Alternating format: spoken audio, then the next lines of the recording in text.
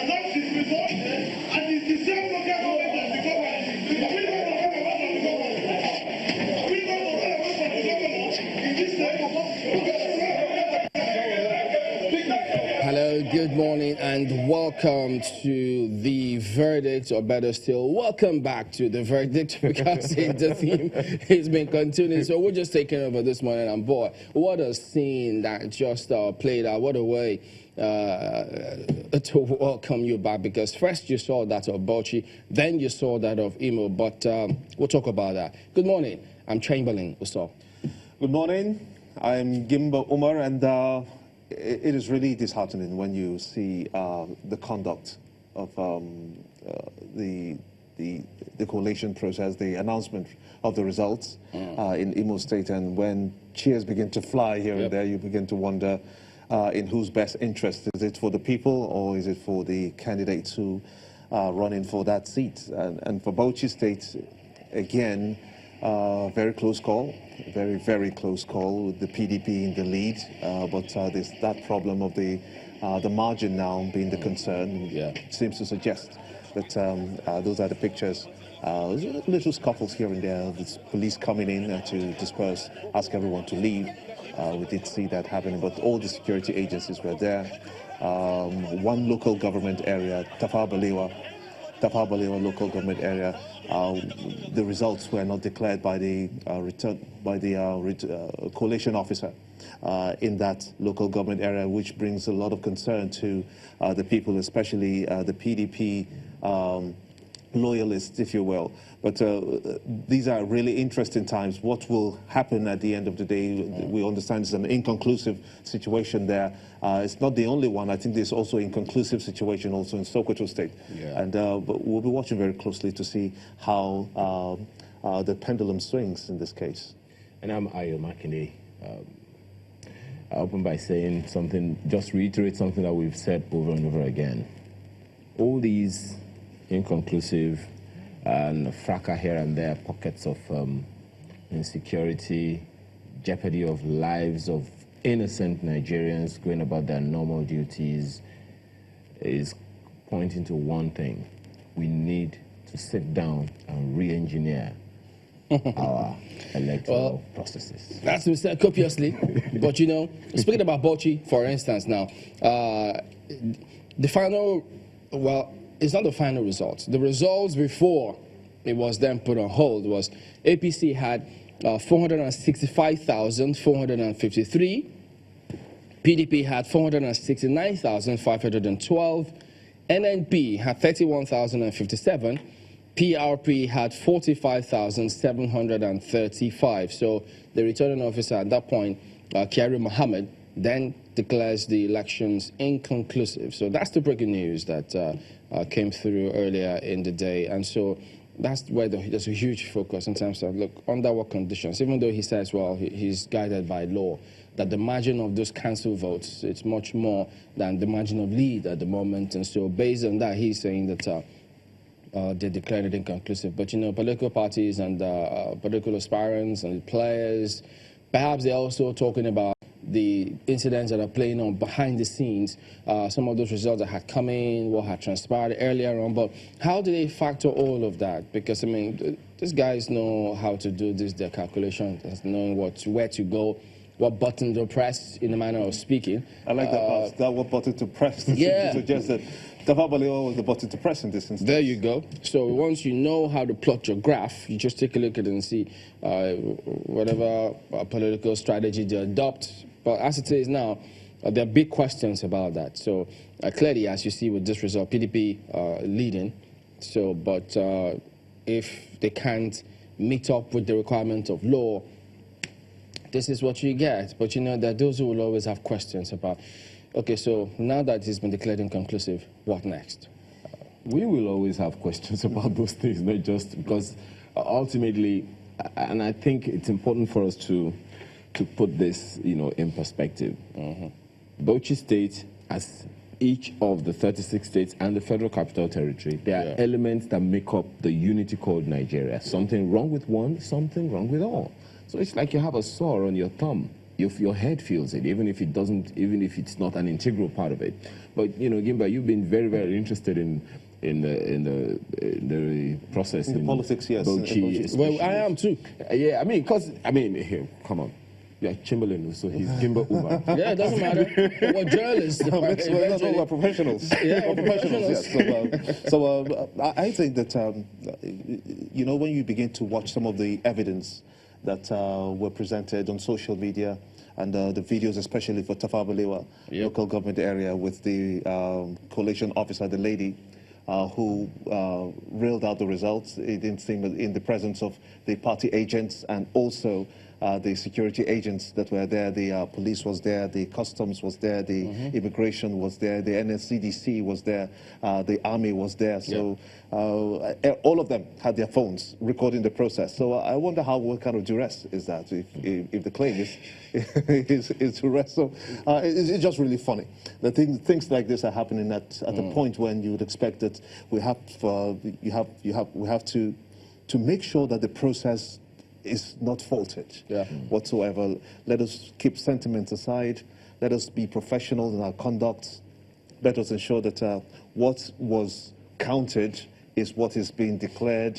Let's make sure that all this breaks in between when results, for many states, when results are being released from local government to local government, all of a sudden they take a break.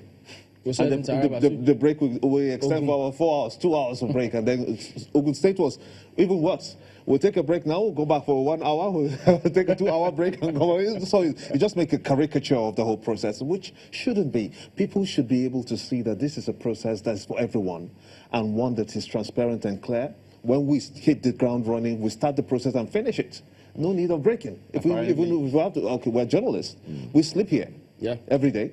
We never go anywhere. So why can't the INEC officials also do the same? Why can't we have the results starting from the beginning and then having an end to it? You're starting and cutting out halfway. It raises question of whether there are ulterior motives to this, and then it makes brings suspicion upon the INEC at the state level.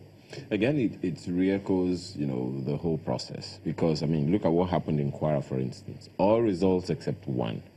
And they had to wait. We saw the Google duration. 3 hours, 2 hours, 58 minutes. 2 hours, 59 minutes. But hey, that's 3 hours, give or take. So they had to wait those 3 hours. And when the guy came, it was like that. I could almost say the same for Oyo, although I don't think it happened like that because of the roads in the hinterlands. Okay, but that's interesting. That's a namesake. Shey Makinde is I'm sure he's, No, of course, that's already been pretty announced. happy That's already been announced. But what's happening now in other states where the results are either inconclusive or not been totally declared, it's also calling a lot of things to question. Take for instance.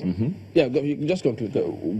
Going to what Gimba just mentioned now about the processes, stop, start, stop, pause, start, pause, stop. All those things are calling a lot of things to question. So the question the question again that raises is, hey, this is 2019. The world is talking about 5G. We're still struggling with 3G. So it calls a lot of things to question. Now, what is wrong with electronic or digitizing the entire process? But you know, you've just hit it on the head. yeah, that's a conversation which we're going to keep having as we progress. But unless the lawmakers amend that, take it to the president assents to it, so that we can now send results electronically, such that all this wait electronically again. Yes. It's one of the reasons the 51% of the youths would not be a part, didn't come out, because it's easier for them. Come on, let's be honest. It's easier for them to do it all. Yes, these guys are digital natives. It's easier for them to do everything digitally than to go queue somewhere and risk their life. It doesn't mean if they give that as an excuse, they can't. I'm just saying. They can't contribute to changing the system. They need to first of all come in, see what's going on, participate, have that experience, and then come forward and proffer solutions. So I think that's the way some things may just work. You need to know how these guys think. Well,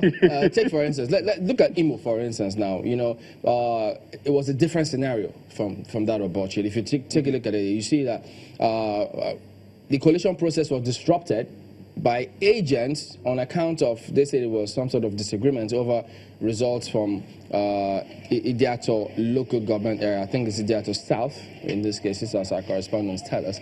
So it's different. They had to force that situation.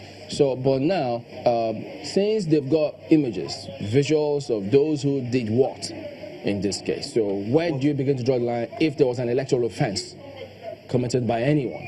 So if they went in, disrupted that process contrary to what the laws require, and sometimes I even wonder there was supposed to be security agents in that. That's a security agent. That's a security agent. So I think these ones, unless there is some hanky-panky, I think there's going to be there has to be something done decisively on this one, because these guys aren't hearing their face, they're hiding their faces, they're not wearing hoods, they're not wearing masks, they're not wearing sunshades, they are right there looking everybody in the eye and doing what they want to do. So if this is not held as a test case of how electoral offenses should be dealt with, then I don't know which one is. Because they had collated results from 9 local government areas, remaining 18.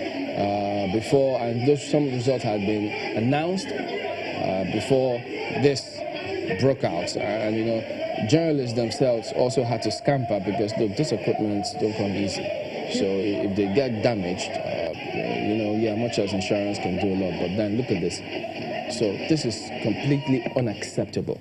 I expect the security agencies to swing in. Some arrests have got to be made in some of these cases to send a message to anyone and everyone who intends to disrupt that process. Yeah. We've got the images there. Everyone, the whole world can see who did what in that particular case. So nobody, look, this process is it's a process. Nigerians are involved in it. As we always say, look, it's bigger than a single individual. It's about the country, and I don't think any particular person should just go in there, perhaps having some ulterior motive, and then disrupt that process. So that is unacceptable. The president has consistently said that, yes, he wants Nigerians to be respected as they move into these elections. He's given security agencies to ensure that things go well. I don't see any reason why they shouldn't comply with the president's directive here. That's for Imo. That of Gov'ship is even more surprising, because we got to the point whereby it was Tafawa Balewa that seemed to be the focal point. And the coalition officer announced the results for Tafawa Balewa local government area very clearly. And the videos are just everywhere. So I'm wondering what has happened between Tafawa Balewa results and then the final collation and then the announcement by the returning officer.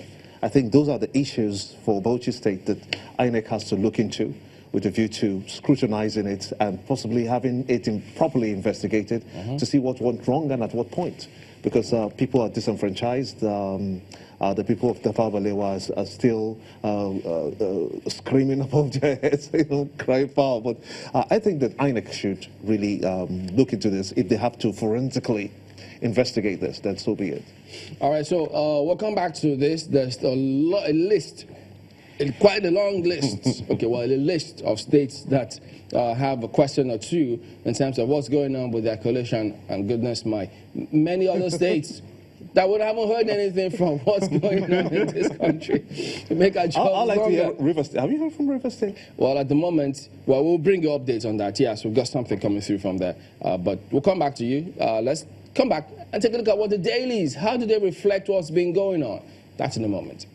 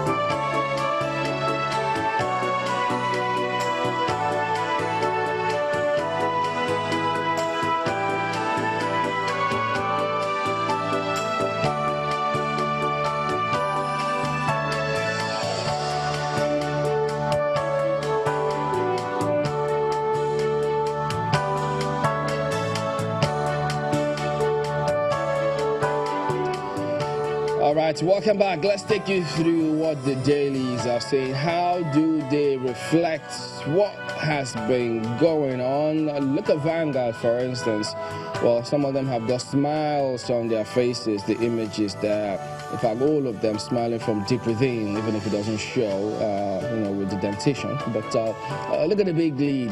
Sanwo-Olu, Makinde, others win as INEC holds polls in Rivers. So the press release is out there, which will also come. I'll bring to you much later if you've not seen it.